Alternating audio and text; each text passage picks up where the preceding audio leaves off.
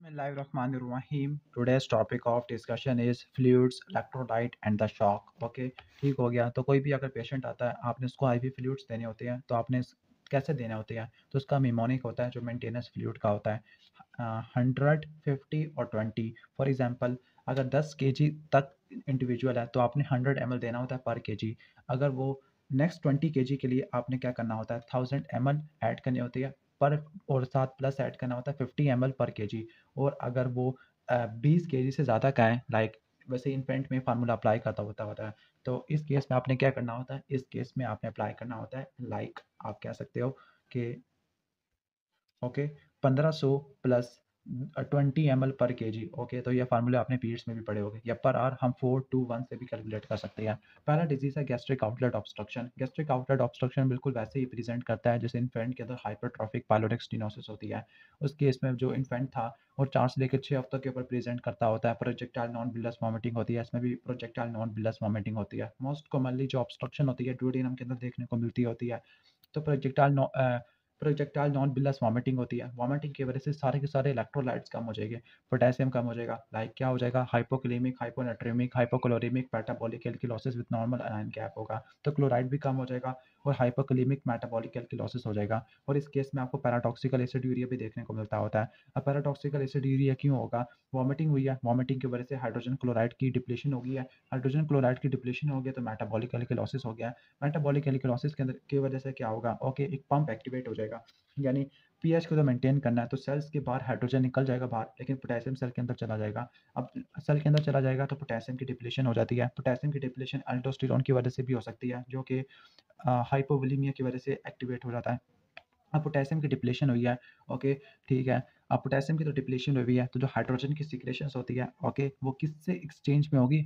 Sodium के exchange में होगी। ओके, ठीक हो गया, एज कम्पेयर टू पोटेशियम। यानी आपने सोडियम को बचाने के लिए आपने क्या करना है, हाइड्रोजन को सीक्रेट कर देना है। तो इस केस में आपको पैराटॉक्सिकल एसिड्यूरिया आपको देखने को मिलता होता है। ओके, अब इसको अपने गैस्ट्रिक आउटलेट ऑब्स्ट्रक्शन को कैसे ठीक करना होता है? नंबर 1, आपने आईवी फ्लूइड्स देने होते हैं। आईवी फ्लूइड्स के अंदर आपका आइसोटोनिक या नॉर्मल सलाइन आपको देखने को मिलता है।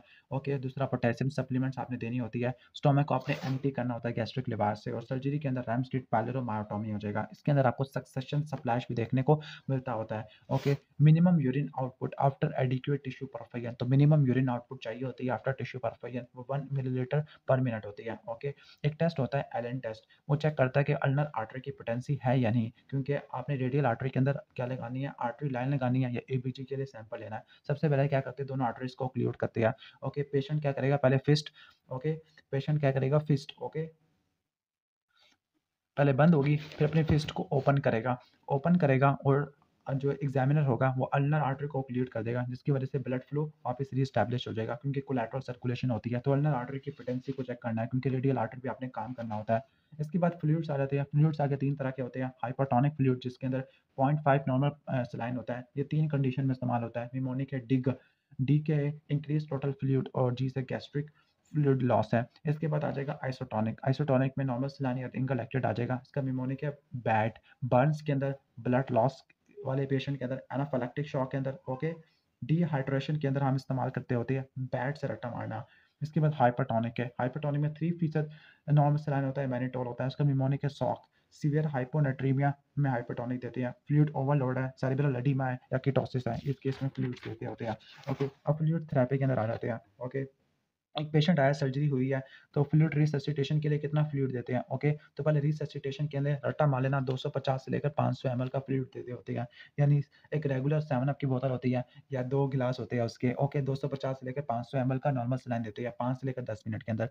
मेंटेनेंस फ्लूइड के अंदर कितना होता है? मेंटेनेंस फ्लूइड के अंदर 35 से लेकर 40 ml पर केजी। अभी वैल्यूएशन को आपने रट्टा मारना होता है। ओके, साथ हम क्या देंगे, सोडियम देंगे। अब सोडियम की और पोटेशियम की रट्टा मारने की वैसे ज़रूरत नहीं है। ओके, वैसे रट्टा मारना तो कर लो 50 50 5 1 50 50 5 1, इस तरह रट्टा मारना है। सोडियम, पोटेशियम, कैल्शियम और मैग्नीशियम 50 50 5 1, इसको रट्टा मार लेना है। फिर इसके बाद रिप्लेसमेंट थेरेपी, पहले रिससिटेशन में फ्लूइड दे दिया 250 से लेकर 500 ml नॉर्मल सलाइन, फिर आपने 35 से लेकर 50 तक दे दिया, 40 तक दे दिया, और रिप्लेसमेंट के अंदर आपने डेली मेंटेनेंस थेरेपी देनी होती है, और ऑन गोइंग लॉसेस को आपने मेंटेन करना होता है। ओके, अब ये पूरा इतना बड़ा वो बनाया हुआ है, daily fluid requirements of normal 70 kg man. Okay, ठीक है। तो यहाँ पर अगर आप देखो इन ओरल जो होता है, तकरीबन volume, okay, fluid requirement, input की अगर हम बात करें, ओके, इनपुट क्या होते हैं, ओरली 1500 ml होता है, फूड की फॉर्म में वो 1000 ml का फ्लूइड ले लेते हैं, ऑक्सीडेशन से 300 ml बनता है, तो 2800 हो जाएगा, जबकि यूरिन में 1500 निकल जाता है, स्टूल में 300 निकल जाता है, ओके, और 500 तक ऑलमोस्ट कहाँ निकल जाता है, लंग्स के जरिए, और स्किन से भी 500 के जरिए, तो ऑलमोस्ट इनपुट और आउटपुट को आपने मैच करना होता है। अब टोटल रट्टा मार लेना, टोटल जो GIT फ्लूइड्स होते हैं वो तकरीबन तकरीबन 7 लीटर के राउंड होते हैं, या 6800 ml पर डे होता है, ओके। अब मॉनिटरिंग थेरेपी आपने क्या-क्या करना है? थेरेपी को मॉनिटर करने के लिए, यानी जो आप थेरेपी दे रहे हो फ्लूइड्स थेरेपी, इसके लिए क्या-क्या कराओगे? वाइटल्स को चेक करोगे, पल्स, बीपी आ जाएगा, सेंट्रल वीनस प्रेशर के प्रीलोड तो ज़्यादा तो नहीं हो गया, यूरिया इलेक्ट्रोलाइट्स को चेक करोगे, हेमाटोक्रिट को चेक करोगे, और क्लिनिकल एग्जामिनेशन चेक करोगे हाइड्रेशन स्टेटस को देखने के लिए। उसके अंदर आप पेडल या सैक्रल एडिमा होता है, कैपिलरी रीफिल टाइम होता है, स्किन का टर्गर होता है, यूरिन आउटपुट होती है, स्पेसिफिक ग्रेविटी देखने को मिलती होती है, ओके। अब कितना अरसे तक हम फ्लूइड को लेके चलेंगे, ओके, ठीक हो गया, फ्लूइड और इलेक्ट्रोलाइट्स को उस वक्त तक अंटिल ये पेशेंट की कंडीशन पे डिपेंड करता है कि जब तक वो खुद रोटी खाना शुरू नहीं करती, या ईट या ड्रिंक नहीं करना शुरू कर देती, ओके। अब इसके बाद आ जाते हैं शॉक। अब शॉक डिफरेंट टाइप्स का होता है, लाइक जो शॉक क्या होता है, शॉक एक सिस्टमिक स्टेट होती है जिसके अंदर जो टिश्यूज के अंदर जो ब्लड फ्लो होता है कम हो जाता है, systemic state of low tissue perfusion होता है, ओके, तो उसको बोलते हैं शॉक। अब शॉक डिफरेंट टाइप का होता है, हाइपोवोलेमिक शॉक होता है, कार्डियोजेनिक शॉक होता है, ऑब्स्ट्रक्टिव शॉक होता है, डिस्ट्रीब्यूटिव शॉक होता है, एंडोक्राइन शॉक होता है, ओके। जो हाइपोवोलेमिक शॉक होता है हेमरेजिक या नॉन हेमरेजिक हो सकता है, ज़्यादातर कॉमन यही होता है। कार्डियोजेनिक शॉक जिसमें क्या होता है, कार्डियक आउटपुट आपको कम देखने को मिलती है, तो इसमें कार्डियोजेनिक शॉक में प्रीलोड ज़्यादा होता है, हाइपोवोलेमिक शॉक में प्रीलोड रिलेटिवली कम होता है। ऑब्स्ट्रक्टिव और cardiogenic almost almost same behave करते हैं। ऑब्स्ट्रक्टिव में कार्डियक टेम्पराइड आ गया, टेंशन हीमोथोरक्स हो गया, मैसिव पल्मोनरी या एम्बोलिज्म हो गया। डिस्ट्रीब्यूटिव शॉक के अंदर आपके सेप्टिक शॉक आते हैं, एनाफिलैक्टिक शॉक आते हैं, न्यूरोजेनिक शॉक देखने को मिलता है। न्यूरोजेनिक शॉक के अंदर ब्रैडीकार्डिया होता है, बाकी सारे शॉक्स के अंदर आपको वैसे टैकीकार्डिया देखने को मिलता होता है, और कार्डियक आउटपुट आपको ज़्यादा देखने को मिलती है किस शॉक में, वैसे आपको सेप्टिक शॉक में ज़्यादा देखने को मिलती होती है। ओके, तो शॉक की क्लासिफिकेशन हो गई है। First line therapy in shock, shock के पेशेंट के अंदर सबसे पहला काम क्या करोगे, आप आईवी सेंट्रल एक्सेस दोगे, ओके, या आईवी लाइन लगाओगे सेंट्रली और फ्लूइड्स देना शुरू करोगे, और फर्स्ट लाइन थेरेपी क्या होगी, ब्लड लॉस के अंदर ब्लड ट्रांसफ्यूजन, यानी अगर ब्लड लॉस हो गया तो ब्लड ट्रांसफ्यूजन करोगे, अगर शॉक है तो सेंट्रल लाइन डाल दोगे। अब ड्रग और choice in different types of shock, like anaphylactic shock के लिए एपिनेफ्रिन होती है, कार्डियोजेनिक शॉक के लिए ड्रग और चॉइस नॉरएपिनेफ्रिन या डोपामाइन या डोब्यूटामाइन होती है। डिस्ट्रीब्यूटिव शॉक के लिए भी हम नॉरएड्रेनालिन इस्तेमाल करते हैं, या फिनाइल्फ्रिन भी इस्तेमाल कर सकते हैं।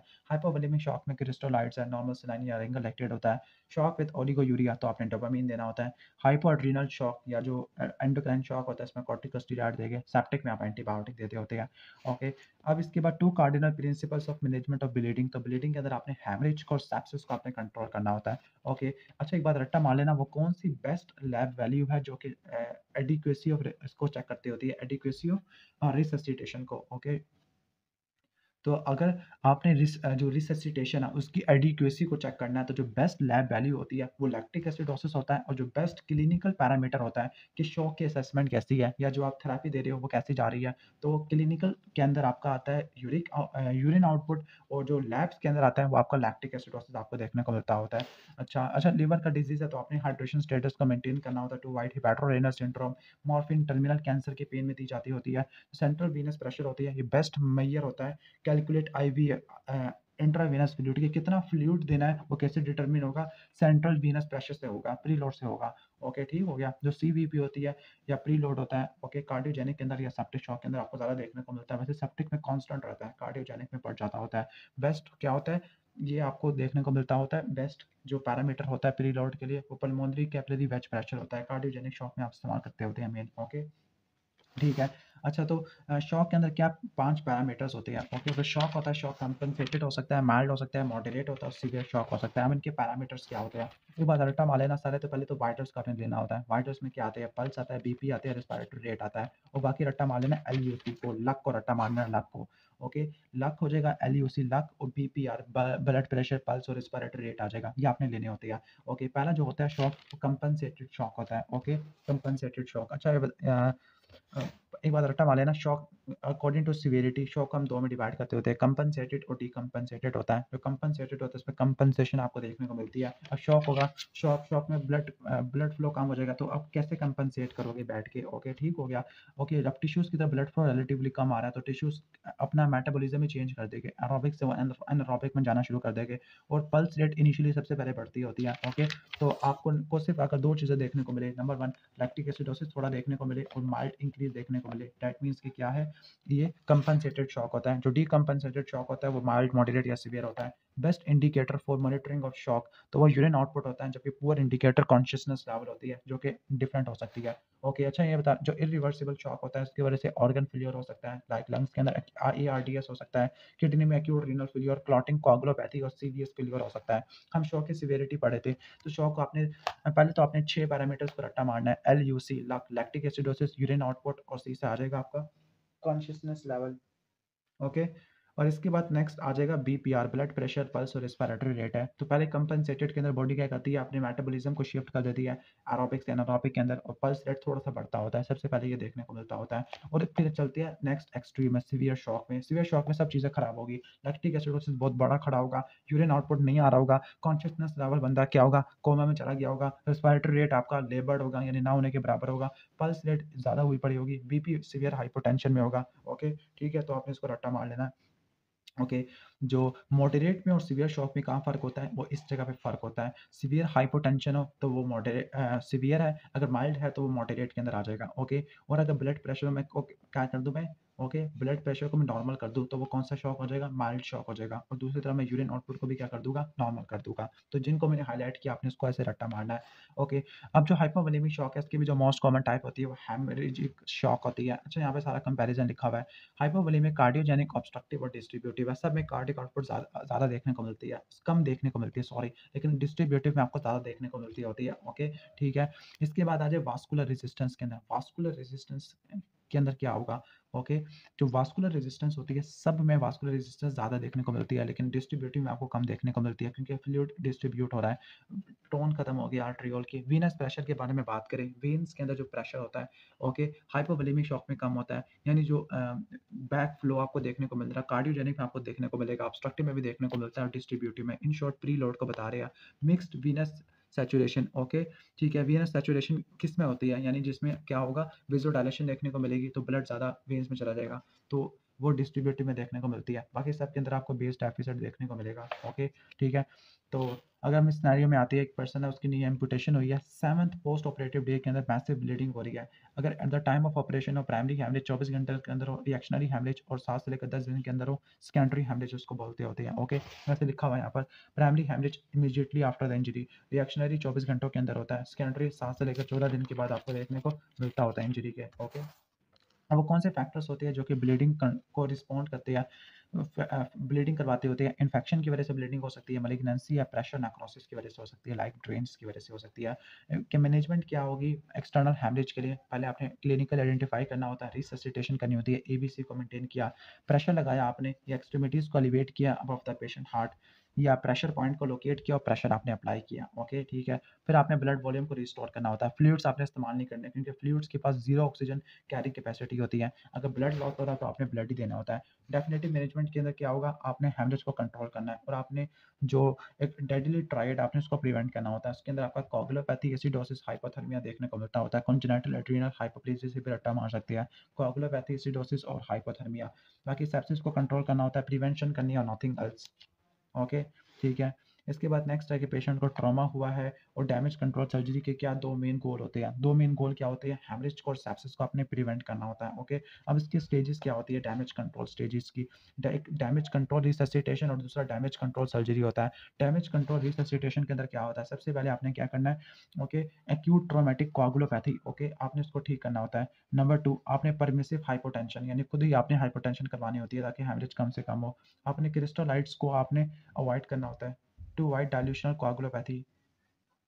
और लास्ट में डैमेज कंट्रोल सर्जरी होती है, जो कि हेमरेज को और सेप्सिस को कंट्रोल करने के लिए इस्तेमाल होती है। अब इसकी स्टेजेस क्या होती है? नंबर 1 क्या स्टेज होती है? डैमेज कंट्रोल रिससिटेशन, दोबारा बता दूँ क्या होता है? सबसे पहले आपने एंटीसिपेट करना और ट्रीट करना कोआगुलोपैथी को। नंबर 2 परमिसिव हाइपोटेंशन क्रिएट करना। नंबर 3 क्रिस्टोलाइट्स को कोलाइट को आपने कम से कम देना है टू अवॉइड डाइल्यूशनल कोआगुलोपैथी। लास्ट में क्या होगा? डैमेज कंट्रोल सर्जरी है। डैमेज कंट्रोल सर्जरी के अंदर क्या होता है? स्टेज 1 में पेशेंट की सेक्शन करोगे, स्टेज 2 के अंदर क्या करोगे आप? प्राइमरी एक्सप्लोरेशन करोगे। प्राइमरी एक्सप्लोरेशन के अंदर क्या करोगे? हेमरेज को और सेप्सिस को आप कम से कम करोगे, यानी टेम्परेरी एब्डोमिनल क्लोजर करा लोगे। तो स्टेज 3 में आईसीयू केयर होती है। इसके अंदर आप कोआगुलोपैथी को ठीक करोगे 24 से लेकर 48 घंटों के अंदर। स्टेज 4 में सेकेंडरी एक्सप्लोरेशन है, जिसमें आप डेफिनेटिव सर्जरी करोगे। स्टेज 5 के अंदर क्या होता है? डेफिनेटिव एब्डोमिनल क्लोजर होता है। दोबारा बता दूं, पेशेंट की सिलेक्शन आपने करनी है, ओके, ऑपरेटिव कंट्रोल करना है हेमरेज और सेप्सिस का, आईसीयू में भेजा, डेफिनेटिव सर्जरी की और पेट आपने बंद कर दिया। Okay, role of interventional radiology in torso trauma. तो टॉर्सो ट्रॉमा में इंटरवेंशनल रेडियोलॉजी का क्या काम है? एक तो एक अल्ट्रासाउंड होता है, extended fast, okay, E fast extended focus assessment with sonography for trauma. तो ये आप कंट्यूजन को और एक्चुअल प्रेजेंस ऑफ ब्लड को डिफरेंशिएट करने के लिए इस्तेमाल करते हैं। अगर पेशेंट हीमोडायनेमिकली अनस्टेबल है या इसकी स्पाइन एट द रिस्क है, तो एक एपी व्यू हम ले सकते हैं, chest x ray, okay, initial investigation है, जिसके अंदर हम ट्रैकिया डेविएशन, लंग्स या मीडियस्टिनल पैथोलॉजी या स्केलेटल इंजरी को देख सकते हैं। सीटी स्कैन क्या होती है? CT scan major thoracic trauma के लिए, चाहे ब्लंट का है तो उसके लिए, फ्रैक्चर स्ट्रक्चर को देखने के लिए, हीमाटोमा, इन सबको देखने के लिए हम सीटी स्कैन वगैरह कर सकते होते हैं। ओके, तो अब नेक्स्ट आ जाते हैं हाइपोवोलेमिक और हेमरेजिक शॉक के अंदर। पहले तो हमने हेमरेज की मैनेजमेंट पढ़ लिया है। तो एक पेशेंट है, उसका इमरजेंसी रूम में गया, आफ्टर मल्टीपल इंजरी है, बीपी गिरा पड़ा है, तो हाइपोवोलेमिक या हेमरेजिक शॉक है। इसमें कोल्ड एक्सट्रीमिटीज देखने को मिलती है। अब एब्डोमिनल विसरा इंजरी है तो क्विकली असेसमेंट करते हैं ई फास्ट, वैसे फास्ट होता है focus assessment with sonography for traumatology. जो ई फास्ट होता है कंट्यूजन के और एक्चुअल ब्लड को डिफरेंशिएट करने के लिए इस्तेमाल होता है। ब्लड ट्रॉमा के अंदर जो ऑर्गन रप्चर होता है वो स्प्लीन होता है। अब स्प्लीन की यहाँ पर ग्रेडिंग लिखी हुई है इंजरी की, ओके। अब स्प्लीन की जो ग्रेडिंग होती है, इसको ये होती है American association society of traumatology, okay, इन्होंने ग्रेडिंग दी है। अब इसमें तकरीबन 5 ग्रेड होते हैं, ओके, 5 ग्रेड। अब इसको रट्टा कैसे मारना है? 5 ग्रेड को रट्टा मारना है। स्प्लीन के अंदर 5 ग्रेडिंग इंजरी होती है, ओके, और हर एक के अंदर पॉइंट्स क्या होगा? हीमाटोमा और लैसिरेशन, हीमाटोमा और लैसिरेशन होता है, ओके। ये कौन सी क्लासिफिकेशन है? American association society of traumatology. जो ग्रेड 1 होता है, ग्रेड 1, ग्रेड 1 में क्या होगा? हीमाटोमा क्या होगा? नॉन एक्सपांडिंग होगा, सब कैप्सुलर। हीमाटोमा मेनली सब कैप्सुलर, इस पॉइंट को आपने लेना है। दूसरा पॉइंट होगा लैसिरेशन होती है, ओके, ठीक है। तो अगर हीमाटोमा 10% से कम सरफेस एरिया को इन्वॉल्व कर रहा है, ग्रेड 1, 10 से लेकर 50 को कर रहा है, ग्रेड 2, ओके। ग्रेड 3 का मतलब 50 से ज़्यादा का हो रहा है, रट्टा मार लेना। जो 50 वाला हमारा पासिंग मार्क्स होते हैं, तो 10 से लेकर 50 ग्रेड 2, ग्रेड 3 50 से ज़्यादा होता है, और ग्रेड 4 का मतलब क्या होता है? जो इंट्रापेरेन्काइमल हेमरेज है, यानी सेगमेंटल या हाइलर वेसल्स को इन्वॉल्व कर रहा है, और 25 से ज़्यादा का डीवास्कुलराइजेशन हो रही है, पार्शियल डीवास्कुलराइजेशन हो रही है। लेकिन ग्रेड 5 के अंदर शैटर्ड या इवल्ज स्प्लीन देखने को मिलती है, हाइलर डीवास्कुलराइजेशन होती है। इसमें डीवास्कुलराइजेशन 25% से ज़्यादा की थी, इसमें हाइलर डीवास्कुलराइजेशन है और पूरी की पूरी स्प्लीन ही सेपरेट हो गई है, ओके। तो ग्रेड 1 में क्या था? हीमाटोमा, नॉन एक्सपांडिंग सब कैप्सुलर हीमाटोमा, 10% सरफेस एरिया कम से कम था, और नॉन ब्लीडिंग कैप्सुलर लैसिरेशन 1 सेंटीमीटर से कम की डेप्थ की थी। ग्रेड 2 के अंदर क्या था? यही पॉइंट है, नॉन एक्सपांडिंग सब कैप्सुलर हीमाटोमा 10 से लेकर 50 का, और लैसिरेशन 5 सेंटी लैसिरेशन क्या थी? लैसिरेशन कैप्सूल 1 से लेकर 3 की थी। ग्रेड 3 के अंदर 50 से ज़्यादा का इन्वॉल्वमेंट थी, ओके, ठीक है, ऑलमोस्ट ऑलमोस्ट। और 4 के अंदर लैसिरेशन सेगमेंटल या हाइलर वेसल्स को इन्वॉल्व करती है, और ग्रेड 5 के अंदर क्या होता है? लैसिरेटेड या इवल्ज स्प्लीन देखने को मिलती है। Management in case of grade 4 spleen, तो पहले आपने सेंट्रल वीनस लाइन लगानी है फॉर परफीड मॉनिटरिंग है, ब्लड की ट्रांसफ्यूजन देनी होती है, क्रिस्टलाइट्स आपने देनी होती है, रिंग लैक्टेड है, एंटीबायोटिक कैथेटराइजेशन एनजी डालनी है, स्पेसिफिक ट्रीटमेंट होगा, स्प्लीनेक्टमी होगा।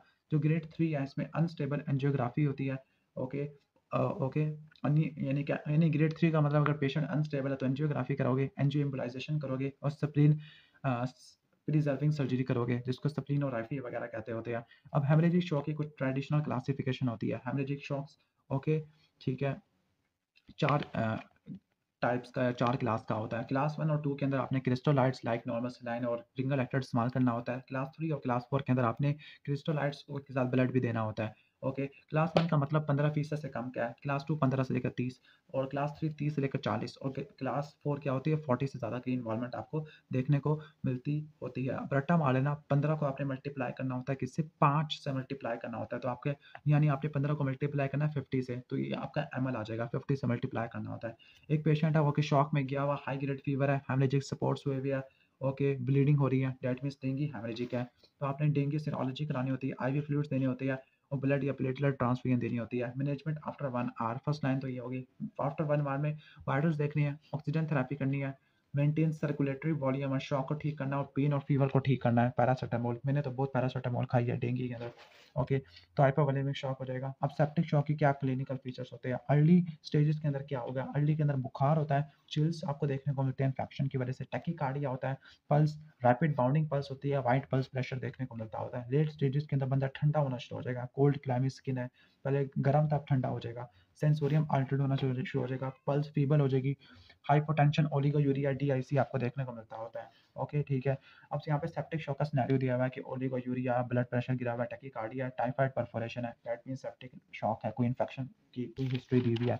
ओके, तो कितना रह गया है चैप्टर? ओके, तो फर्स्ट लाइन ऑफ ट्रीटमेंट क्या होगा? आपने एग्रेसिव वॉल्यूम एक्सपांशन करना है क्रिस्टोलाइट से और आपने आर्टीरियल ऑक्सीजन को रिस्टोर करना होता है। कैसे करोगे आप? इंस्पायर्ड ऑक्सीजन दोगे या मैकेनिकल वेंटिलेशन दोगे? मेन ट्रीटमेंट क्या होगा? पहले एग्रेसिव वॉल्यूम एक्सपांशन, पहले बीपी को ठीक करोगे, फिर इन्फेक्शन को ठीक करोगे। तो बीपी को ठीक करने के लिए क्रिस्टोलाइट्स दोगे और ऑक्सीजन सैचुरेशन बढ़ाओगे। सेकंड लाइन में आपने आइनोट्रोपिक एजेंट देने हैं, हार्ट की कॉन्ट्रैक्टिलिटी को मजीद बढ़ाना है, डोपामाइन, नॉरएपिनेफ्रिन या वेसोप्रेसिन देने हैं in presence of hypotension, BP वगैरह को बढ़ाना होता है। या अगर आर्टीरियल प्रेशर अगर नॉर्मल है तो डोबुटामाइन भी दे सकते हैं। एंटीबायोटिक दोगे आफ्टर कल्चर सेंसिटिविटी और सर्जिकल डिब्राइडमेंट भी कर सकते हैं। बाकी पेशेंट के वाइटल्स को मॉनिटर करना होता है और लास्ट में short term high dose steroid therapy देनी होती है जिसमें मिथाइलपिरेटिनिसोलोन और डेक्सामेथासोन है। इसके बाद नेक्स्ट है कि ब्लास्ट इंजरी हुई है, ब्लंट ओके, एक पेशेंट शॉक में चला गया है after blunt injury to the chest and abdomen. तो इंजरी की वजह से टेंशन न्यूमोथोरैक्स या कार्डियक टेम्पोराट हो सकता है, इसकी वजह से ऑब्स्ट्रक्टिव शॉक हो सकता है। तो कार्डियक टेम्पोराट हो सकता है मेन, या टेंशन न्यूमोथोरैक्स में चेस्ट इंट्यूबेशन करते हैं अंडर अंडर वाटर सील। पहले थोरैकोसेंटेसिस होता है टेंशन न्यूमोथोरैक्स में और बाद में चेस्ट इंट्यूबेशन होती है फिफ्थ इंटरकोस्टल स्पेस में और कार्डियोसेंटेसिस करती है कार्डियक टेम्पोराट के केस में। ओके, अब इस केस में क्या होगा? लाइक कोई चेस्ट का इंजरी हुई है, ओके ठीक है, एक्सट्रीमिटीज कोल्ड में पड़े हैं और ट्रैकिया की डेविएशन है, that means obstructive shock tension pneumothorax की वजह से। अभी मैकेनिकल ऑब्स्ट्रक्शन होती है कार्डिक फीलिंग की वजह से, प्री लॉट कम से कम होगा, प्री लॉट कम से कम होगा, कार्डिक आउटपुट कम हो जाती है और ऑब्स्ट्रक्टिव शॉक आ जाता है। अब दूसरे क्लिनिकल फीचर या दूसरे क्लिनिकल कंडीशन जो कि ऑब्स्ट्रक्टिव शॉक करवाते हैं उसमें कार्डिक टेम्पोराट आ जाएगा, कंस्ट्रक्टिव पेरिकार्डाइटिस है, पल्मोनरी एम्बोलिज्म या एयर एम्बोलिज्म जो ऑलरेडी मैं एक्सप्लेन कर चुका था। बेस्ट वही होता है, बेस्ट इंडिकेटर फॉर शॉक आपका यूरिन आउटपुट होता है, जबकि पुअर आपका क्या होता है? कॉन्शियसनेस लेवल होता है। आपने शॉक की मॉनिटरिंग करनी है तो मिनिमम मोडालिटीज या कम से कम जो चीज़ें चाहिए आपको, पल्स ऑक्सीमेट्री चाहिए होती है आपको। ओके, ओके, पल्स ऑक्सीमेट्री चाहिए आपको सैचुरेशन देखने के लिए। इसके अलावा ब्लड ब्लड प्रेशर चाहिए होता है, यूरिन आउटपुट चाहिए होती है हर घंटे बाद। दो तो इंपॉर्टेंट है, पल्स चाहिए और ईसीजी चाहिए। बाकी सेंट्रल वीनस प्रेशर आपने मॉनिटर करना होता है, इन्वेसिव ब्लड प्रेशर करना होता है via arterial line, cardiac output और बेस डेफिसिट और सीरम लैक्टेट आ जाएगा। ओके, इसके बाद what is dynamic fluid response? Okay, dynamic fluid response क्या होता है? तो शॉक की स्टेटस है उसको हम डायनेमिकली डिटरमिन कर सकते हैं by CVS response to the rapid administration of fluids. Okay, ठीक हो गया। लाइक आप कोई भी शॉक का पेशेंट, आपने 250 से लेकर 500 ml का फ्लूइड रिससिटेशन देना होता है और फिर आपने क्या करना है? कार्डियोवास्कुलर रिस्पांस को नोट करना है, उसमें वही आपके heart rate, blood pressure, period वगैरह आ जाएंगे। और इंटरप्रिटेशन क्या होती है? इसकी जो इंटरप्रिटेशन है उसको बोलते हैं रिस्पॉन्डर, कि कैसे रिस्पॉन्ड कर रहा है। Okay, monitoring the shock for organ. Okay, ठीक है। ऑर्गन या सिस्टम परफुजन, ऑर्गन या सिस्टम परफुजन को देखने के लिए क्या क्या करते हैं? सिस्टमिक परफुजन को देखने के लिए, एंड पॉइंट ऑफ रिससिटेशन को देखने के लिए हम बेस डेफिसिट, लैक्टेट और मिक्स्ड वीनस ऑक्सीजन सैचुरेशन इस्तेमाल करते हैं। और ऑर्गन के यानी अगर सिस्टमिक लेवल पे परफुजन है, ओके, यानी ये एंड पॉइंट्स ऑफ रिससिटेशन है। ओके, तो आपने शॉक की मॉनिटरिंग करनी है। सिस्टमिक परफुजन को चेक करने के लिए बेस डेफिसिट, लैक्टेट होता है और मिक्स्ड वीनस ऑक्सीजन सैचुरेशन है। ऑर्गन्स को देखने के लिए लाइक मसल्स के लिए क्या होती है? Near red near infrared spectroscopy होती है। गट के लिए गट म्यूकोजल पीएच या डिलीजल डॉपलर फ्लोमेट्री होती है। किडनी के लिए यूरिन आउटपुट और ब्रेन के लिए क्या होती है? कॉन्शियसनेस लेवल होता है। बाकी इंफ्रारेड नियर इंफ्रारेड स्पेक्ट्रोस्कोपी हो जाएगा। अब what are the indication of blood transfusion? Blood transfusion का कब देते हैं? जब एक्यूट ब्लड लॉस हो या पेरी ऑपरेटिव अनीमिया हो, सर्जरी से पहले वाला, या सिम्प्टोमेटिक क्रोनिक अनीमिया हो विदाउट हेमरेज या सर्जरी के लिए वेट कर रहा है बैठ के।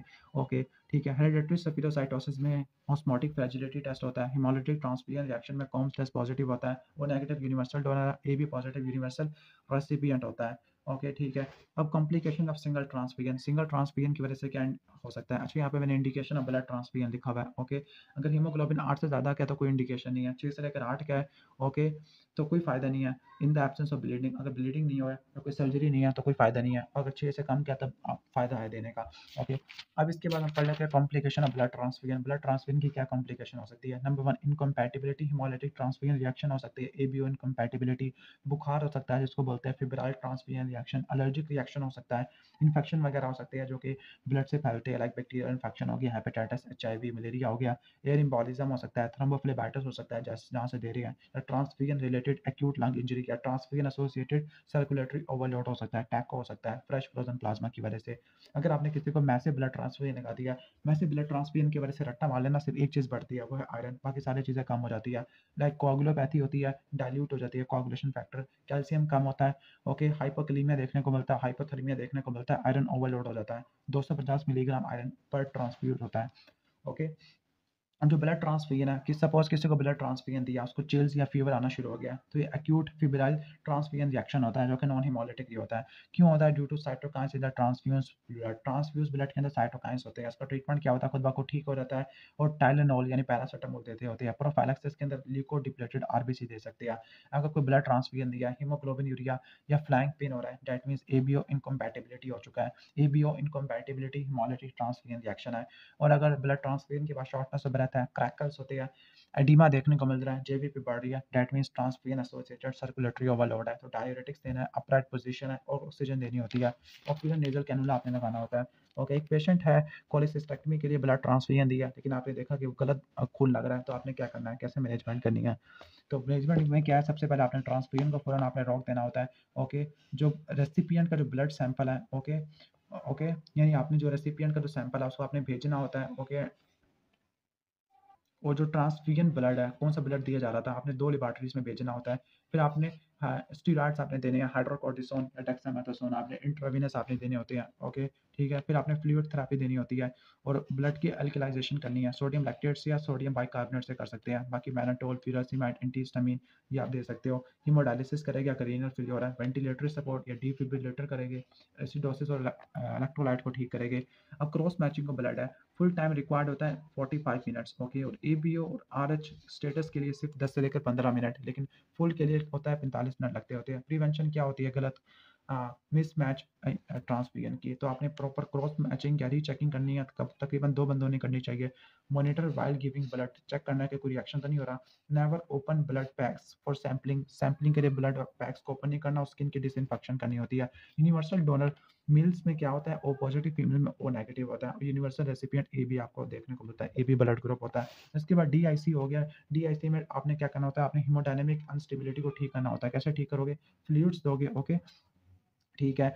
बाकी और क्या दोगे डीआईसी के अंदर कोगुलोपैथी को ठीक करने के लिए? लाइक पैक्ड आरबीसी या होल ब्लड दोगे, डोपामिन, डोब्यूटामिन और क्रिस्टलाइट्स नहीं दोगे क्योंकि डाइल्यूशनल थेरेपी हो जाएगा। तो सबसे पहले ब्लड वगैरह को ठीक करोगे, लाइक फ्लूइड्स दोगे या ब्लड दे दोगे या डोपामिन या डोब्यूटामिन दे दोगे।